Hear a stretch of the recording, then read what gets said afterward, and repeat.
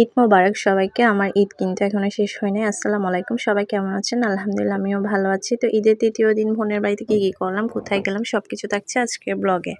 আমার বোন বলতেছে, "তুমি আসো।" আমি বলতেছি, "তুমি আসো।" বোনের জোরাজুরিতে মানে আমি গেলাম বোনের বাসায়। তো আমার বোন অনেক নাস্তা পানির আয়োজন করছে। দুধ সেমাই করেছে, তারপরে ওর দুলাভাই আবার পছন্দ করে।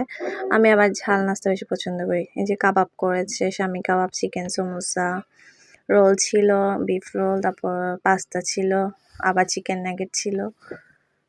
তো ফ্রুটসও কেটে দিয়েছে। তো অনেক নাস্তা দিয়েছে। তো আলহামদুলিল্লাহ অনেক মজা হয়েছে নাস্তা। তো এরপরেই কিছুক্ষণ পরেই আমরা ভাত খেতে বসলাম। আমার বোন ভাত ছাড়া আসতে দিচ্ছে না, বলছে ভাত খেয়ে যেতে হবে, দুলাভাই আসছে।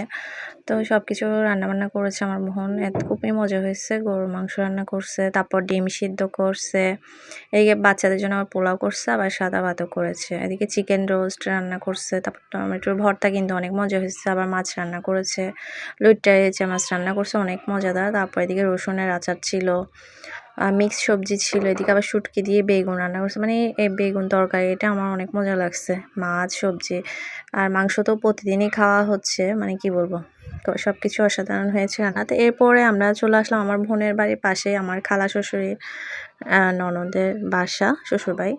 তো ওরা অনেক মানে করে যাওয়ার জন্য, তো ওখানে একটু আমার খালা শাশুড়ি ননদকে দেখে আসলাম।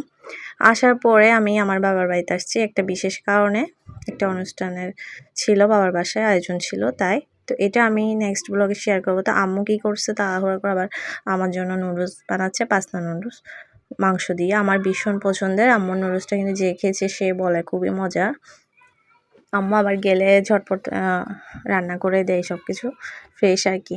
ফ্রিজেরগুলো মানে আম্মু করে না। তো নুডলসগুলো বেড়ে নিচ্ছে মাংস দিয়ে, গরুর মাংস দিয়ে। তো খুবই মজার নুডলসটা। মানে আমার আম্মুর হাতে রান্না আমার সব সময় ভালো লাগে খেতে। তো আমরা নুডলস খেয়ে নিচ্ছি সবাই মিলে, আমার মেয়ে আর আমি।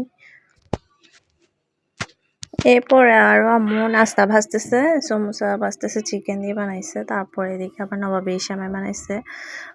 নুডলস খাওয়ার পরে এদিকে একটু নবাবী সেমাই খাচ্ছিলাম। আম্মু বলছে একটু খাও, মানে গেলে বাসায় জোর করে খেতে হয়। আমি বলছিলাম আমার পেট ভরা, এরপর আম্মু জোর করে খাওয়াচ্ছে আর কি।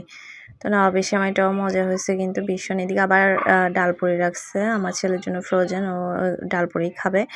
তো এরপরে আমি একটু বারান্দায় দাঁড়াইছি, দেখতেছি আমার ছেলে মেয়েকে অন্যান্য আইসক্রিম নিয়ে দিচ্ছে। তো আব্বু আমাকে বলতেছে আইসক্রিম খাবা, আমি বলছি হ্যাঁ আব্বু খাবো একটু, কারণ এখন একটু গরম পড়তেছে। তো আমার মেয়ে ছেলে এদিকে আমার ছোট একটা চাচাতো ভাই সবাই আইসক্রিম খাচ্ছে, আমার জন্য নিয়ে আসতেছে, অন্যান্য দিচ্ছে, আমার জন্য নিয়ে আসতেছে উপরে। আমি উপর থেকে ভিডিও করতেছি আর কি। আসলে গরম লাগতেছে যে আমিও আইসক্রিম খেয়ে নিচ্ছি। তারপরে আমাদের যে বিড়ালটা আছে দেখেন, এটা একদম মাঝখান বরাবর দাঁড়িয়ে মানে শুয়ে থাকবে যে রান্নাঘরের সবার সাথে একদম বসে থাকবে। তো এই যে রাতের খাবার আম্মু রেডি করে রাখছে, এখানে মাছ ভুনা করেছে, এখানে মুরগির মাংস রান্না করছে, এটা আবার মাছ রান্না করেছে ভুনা করে টমেটো পেঁয়াজ দিয়ে। তারপরে করেছে চিংড়ি দিয়ে বেগুন। এই বেগুন রান্নাটা কিন্তু অনেক মজা হয়েছে। তারপর ছিল ঢেঁড়স ভাজি। এই তো খাওয়া দাওয়া করে নিলাম। এর পরের দিন কিন্তু একটি আয়োজন ছিল, কিসের আয়োজন সেটা আমি নেক্সট ব্লগে শেয়ার করব। আজকের মতো এখানেই বিদায় নিচ্ছি। আল্লাহ হাফেজ। সবাই ভালো থাকবেন, সুস্থ থাকবেন। ঈদ মোবারক। আসসালামু আলাইকুম।